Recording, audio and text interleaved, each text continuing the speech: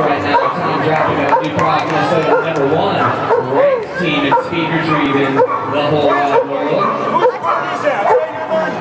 And this is going to be, he's got the fastest time already here in the finals. He is the fastest out of the 5.247 seconds was his first round score. So he's going to give it all he's got. He's got nothing to lose here on this last and final attempt.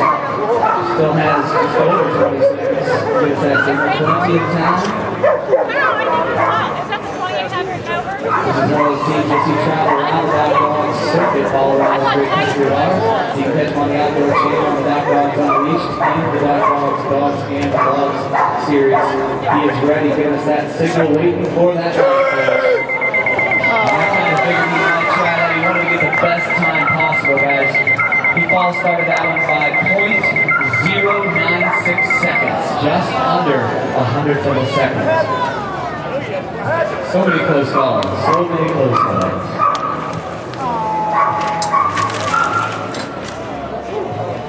Looks like Tom is going to do a little Jackson. Tom wants to go out and put hands together for winner folks. Tom Dropik and Remi, the rescue dog, up on the dock right now. Why don't you do a little showcase jump for these guys? So he's going to have a quick jump here.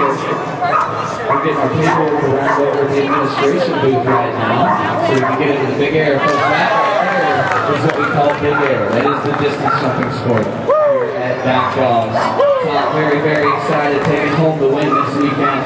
Once we get our ribbons around, and we'll be doing a ribbon ceremony here in a little while as well.